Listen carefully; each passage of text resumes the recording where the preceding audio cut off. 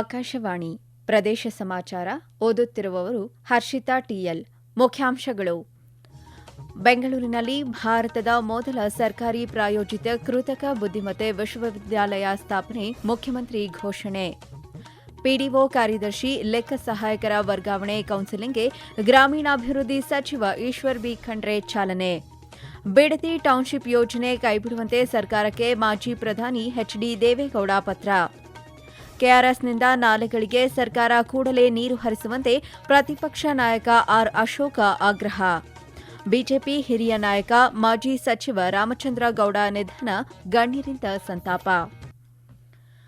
ಬೆಂಗಳೂರಿನಲ್ಲಿ ಭಾರತದ ಮೊದಲ ಸರ್ಕಾರಿ ಪ್ರಾಯೋಜಿತ ಕೃತಕ ಬುದ್ದಿಮತ್ತೆ ವಿಶ್ವವಿದ್ಯಾಲಯ ಆರಂಭಿಸುವುದಾಗಿ ಮುಖ್ಯಮಂತ್ರಿ ಡಿಕೆ ಶಿವಕುಮಾರ್ ಘೋಷಿಸಿದ್ದಾರೆ.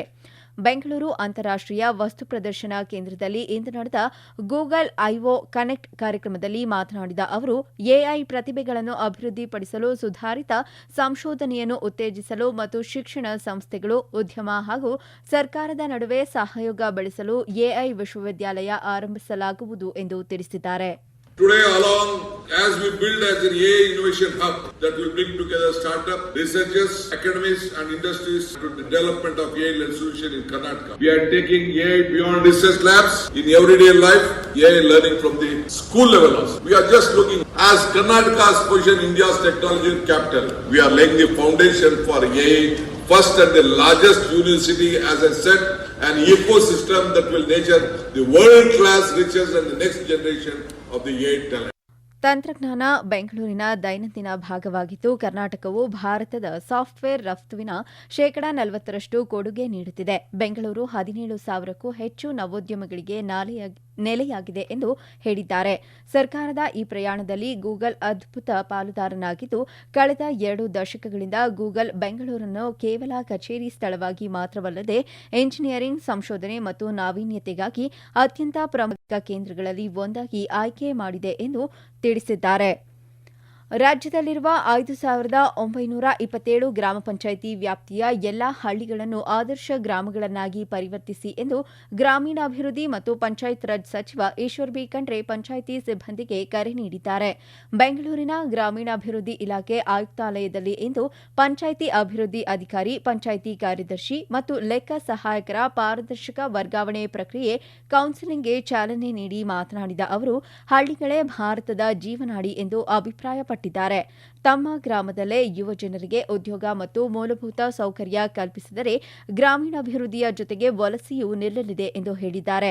ವರ್ಗಾವಣೆಯಲ್ಲಿ ಪಾರದರ್ಶಕತೆ ತರಲು ಕೌನ್ಸೆಲಿಂಗ್ ವ್ಯವಸ್ಥೆ ಜಾರಿಗೆ ತರಲಾಗಿದೆ. ಪಿಡಿಒಗಳ ಆನ್ಲೈನ್ ವರ್ಗಾವಣೆ, ವಿಶೇಷ ಪ್ರಕರಣಗಳ ಅಡಿಯಲ್ಲಿ 213, ಕಡ್ಡಾಯ ವರ್ಗಾವಣೆಯಡಿ 238 ಹಾಗೂ ಸಾಮಾನ್ಯ ಕೋರಿಕೆ ವರ್ಗಾವಣೆಯಡಿ 388 ಸೇರಿ ಒಟ್ಟು 839 ಅರ್ಜಿಗಳನ್ನು ಸ್ವೀಕರಿಸಿದ್ದು, ಪಂಚಾಯಿತಿ ಅಭಿವೃದ್ಧಿ ಅಧಿಕಾರಿಗಳನ್ನು ಕೌನ್ಸೆಲಿಂಗ್ಗೆ ಪರಿಗಣಿಸಲಾಗಿದೆ ಎಂದು ಮಾಹಿತಿ ನೀಡಿದ್ದಾರೆ. ಬಿಡದಿ ಟೌನ್ಶಿಪ್ ಕೈಬಿಡುವಂತೆ ಮಾಜಿ ಪ್ರಧಾನಿ ಎಚ್ಡಿ ದೇವೇಗೌಡ ಸರ್ಕಾರಕ್ಕೆ ಪತ್ರ ಬರೆದಿದ್ದಾರೆ. ಸರ್ಕಾರ ತಮ್ಮ ಮನವಿ ತಿರಸ್ಕರಿಸಿದರೆ ವಿಧಾನಸೌಧದ ಗಾಂಧಿ ಪ್ರತಿಮೆ ಬಳಿ ಸತ್ಯಾಗ್ರಹ ನಡೆಸುವುದಾಗಿ ಎಚ್ಚರಿಕೆ ನೀಡಿದ್ದಾರೆ.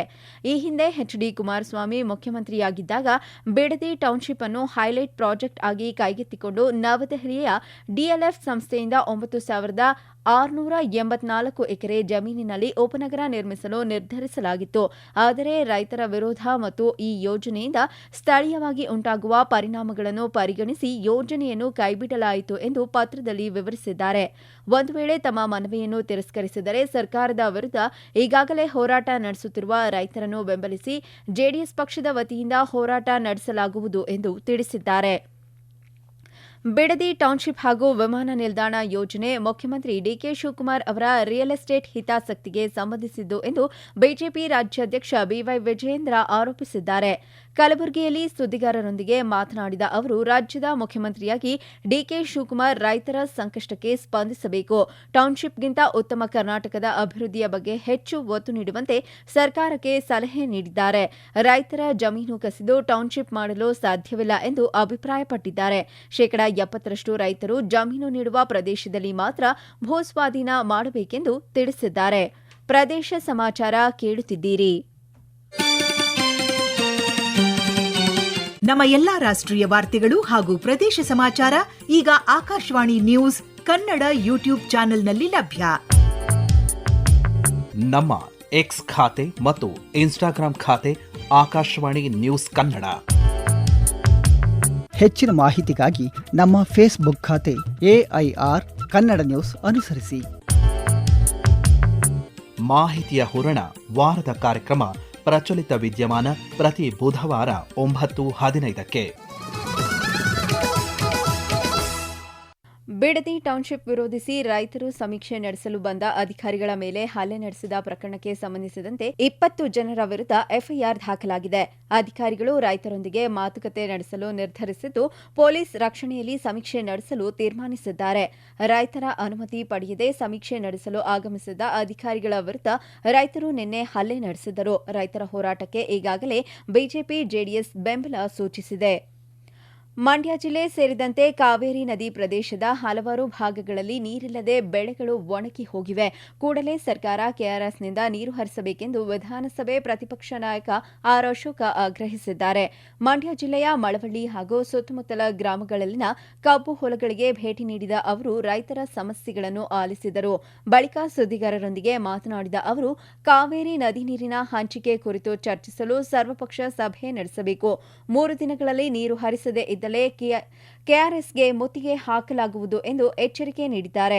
ಸರ್ಕಾರ ಮೊದಲ ರಾಜ್ಯದಲ್ಲಿ ತಲೆದೋರಿರುವ ಬರದ ಕುರಿತು ಚರ್ಚೆ ನಡೆಸಬೇಕು, ಇಲ್ಲವೇ ವಿಶೇಷ ಅಧಿವೇಶನ ಕರೆಯಬೇಕೆಂದು ತಿಳಿಸಿದ್ದಾರೆ. ಬಿಜೆಪಿ ಹಿರಿಯ ನಾಯಕ ಮಾಜಿ ಸಚಿವ ರಾಮಚಂದ್ರ ಗೌಡ ಇಂದು ಬೆಳಗ್ಗೆ ಬೆಂಗಳೂರಿನ ಖಾಸಗಿ ಆಸ್ಪತ್ರೆಯಲ್ಲಿ ನಿಧನರಾಗಿದ್ದಾರೆ. ವಯೋಸಹಜ ಅನಾರೋಗ್ಯದಿಂದ ಬಳಲುತ್ತಿದ್ದ ಅವರು ಚಿಕಿತ್ಸೆ ಫಲಕಾರಿಯಾಗದೆ ಕೊನೆಯುಸಿರೆಳೆದಿದ್ದಾರೆ. ಮಾಜಿ ಮುಖ್ಯಮಂತ್ರಿ ಬಿಎಸ್ ಯಡಿಯೂರಪ್ಪ ಅವರ ಸಚಿವ ಸಂಪುಟದಲ್ಲಿ ಸಚಿವರಾಗಿಯೂ ಅವರು ಕಾರ್ಯನಿರ್ವಹಿಸಿದ್ದರು. ರಾಮಚಂದ್ರ ಗೌಡ ಅವರ ಪಾರ್ಥಿವ ಶರೀರಕ್ಕೆ ಮುಖ್ಯಮಂತ್ರಿ ಡಿಕೆ ಶಿವಕುಮಾರ್ ಅಂತಿಮ ನಮನ ಸಲ್ಲಿಸಿದರು. ರಾಮಚಂದ್ರ ಗೌಡ ಅವರ ನಿಧನಕ್ಕೆ ಮಾಜಿ ಪ್ರಧಾನಿ ಎಚ್ಡಿ ದೇವೇಗೌಡ, ಮಾಜಿ ಮುಖ್ಯಮಂತ್ರಿ ಬಿಎಸ್ ಯಡಿಯೂರಪ್ಪ ಸೇರಿದಂತೆ ಹಲವು ಗಣ್ಯರು ಸಂತಾಪ ಸೂಚಿಸಿದ್ದಾರೆ. ಬೆಂಗಳೂರು ಚಾಮರಾಜಪೇಟೆ ಹಿಂದೂ ರುದ್ರಭೂಮಿಯ ನವೀಕರಣ ಕಾಮಗಾರಿಯನ್ನು ತ್ವರಿತವಾಗಿ ಪೂರ್ಣಗೊಳಿಸಿ ಸಾರ್ವಜನಿಕರಿಗೆ ಉತ್ತಮ ಸೌಲಭ್ಯಗಳನ್ನು ಕಲ್ಪಿಸಬೇಕೆಂದು ಜಿಬಿಎ ಮುಖ್ಯ ಆಯುಕ್ತ ಮಹೇಶ್ವರ್ ರಾವ್ ಅಧಿಕಾರಿಗಳಿಗೆ ಸೂಚಿಸಿದ್ದಾರೆ. ಕೇಂದ್ರ ಹಾಗೂ ಪಶ್ಚಿಮ ನಗರ ಪಾಲಿಕೆಗಳ ವ್ಯಾಪ್ತಿಯ ಚಾಮರಾಜನಗರ ಪೇಟೆ ಮತ್ತು ಬಸವನಗುಡಿ ವಿಧಾನಸಭಾ ಕ್ಷೇತ್ರಗಳ ವಿವಿಧ ಸ್ಥಳಗಳಿಗೆ ಇಂದು ಭೇಟಿ ನೀಡಿ ಪರಿಶೀಲನೆ ನಡೆಸಿದ ಅವರು ಸಾರ್ವಜನಿಕರಿಂದ ಬಂದಿರುವ ದೂರುಗಳನ್ನು ಆದ್ಯತೆಯ ಮೇರೆಗೆ ಪರಿಗಣಿಸಿ ಸಂಬಂಧಿತ ಸಮಸ್ಯೆಗಳನ್ನು ಶೀಘ್ರವಾಗಿ ಪರಿಹರಿಸುವಂತೆ ಅಧಿಕಾರಿಗಳಿಗೆ ನಿರ್ದೇಶನ ನೀಡಿದ್ದಾರೆ. ರಸ್ತೆಯ 2 ಬದಿಗಳಲ್ಲಿ ಅನಧಿಕೃತವಾಗಿ ನಿಲುಗಡೆ ಮಾಡಿರುವ ವಾಹನಗಳಿಂದ ರುದ್ರಭೂಮಿಗೆ ಆಗಮಿಸುವ ಸಾರ್ವಜನಿಕರಿಗೆ ತೊಂದರೆಯಾಗುತ್ತಿರುವ ಹಿನ್ನೆಲೆಯಲ್ಲಿ ಸಂಚಾರ ಪೊಲೀಸ್ ಹಾಗೂ ಬೆಂಗಳೂರು ಕೇಂದ್ರ ಮತ್ತು ಪಶ್ಚಿಮ ನಗರ ಪಾಲಿಕೆಯ ಅಧಿಕಾರಿಗಳು ಜಂಟಿಯಾಗಿ ಸ್ಥಳ ಪರಿಶೀಲನೆ ನಡೆಸಿ ನಿಯಮಾನುಸಾರ ವಾಹನಗಳನ್ನು ತೆರವುಗೊಳಿಸುವಂತೆ ಸೂಚಿಸಿದ್ದಾರೆ. ರಾಜ್ಯದೆಲ್ಲೆಡೆ ಎಸ್ಐಆರ್ ಪ್ರಕ್ರಿಯೆ ಚುರುಕಿನಿಂದ ಸಾಗಿದೆ. ಉತ್ತರ ಕನ್ನಡ ಜಿಲ್ಲೆಯ ಮತದಾರರ ಪಟ್ಟಿ ವಿಶೇಷ ಸಮಗ್ರ ಪರಿಷ್ಕರಣೆ ಪ್ರಕ್ರಿಯೆ ನಡೆಯುತ್ತಿದ್ದು, ಇದುವರೆಗೂ ಜಿಲ್ಲೆಯಾದ್ಯಂತ 4,97,840 ಗಣತಿ ನಮೂನೆಗಳನ್ನು ಗಣಕೀಕರಣಗೊಳಿಸಲಾಗಿದೆ ಎಂದು ಜಿಲ್ಲಾಧಿಕಾರಿ ಕೆ. ಲಕ್ಷ್ಮೀಪ್ರಿಯಾ ತಿಳಿಸಿದ್ದಾರೆ. ಕೇಂದ್ರ ಚುನಾವಣಾ ಆಯೋಗದ ನಿರ್ದೇಶನದಂತೆ ಬಳ್ಳಾರಿ ಜಿಲ್ಲೆಯಲ್ಲಿ 5,12,620 ಮತದಾರರ ಮಾಹಿತಿಯನ್ನು ಗಣಕೀಕರಣ ಮಾಡಲಾಗಿದೆ ಎಂದು ಜಿಲ್ಲಾಧಿಕಾರಿ ಕೆ. ನಾಗೇಂದ್ರ ಪ್ರಸಾದ್ ಮಾಹಿತಿ ನೀಡಿದ್ದಾರೆ. ಮತದಾರರ ಪಟ್ಟಿಯ ವಿಶೇಷ ತೀವ್ರ ಪರಿಷ್ಕರಣಾ ಕಾರ್ಯವು ಕೋಲಾರ ಜಿಲ್ಲೆಯಲ್ಲಿ ಭರದಿಂದ ಸಾಗಿದ್ದು, ಈವರೆಗೆ 35% ಡಿಜಿಟಲೀಕರಣ ಪ್ರಕ್ರಿಯೆ ಪೂರ್ಣಗೊಂಡಿದೆ ಎಂದು ಜಿಲ್ಲಾಧಿಕಾರಿ ಡಾ ಎಂಆರ್ ರವಿ ತಿಳಿಸಿದ್ದಾರೆ.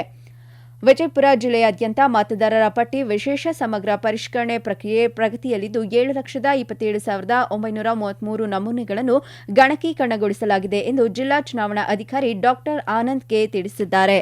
ಕೊನೆಯಲ್ಲಿ ಮತ್ತೊಮ್ಮೆ ಮುಖ್ಯಾಂಶಗಳು. ಬೆಂಗಳೂರಿನಲ್ಲಿ ಭಾರತದ ಮೊದಲ ಸರ್ಕಾರಿ ಪ್ರಾಯೋಜಿತ ಕೃತಕ ಬುದ್ದಿಮತ್ತೆ ವಿಶ್ವವಿದ್ಯಾಲಯ ಸ್ಥಾಪನೆ, ಮುಖ್ಯಮಂತ್ರಿ ಘೋಷಣೆ.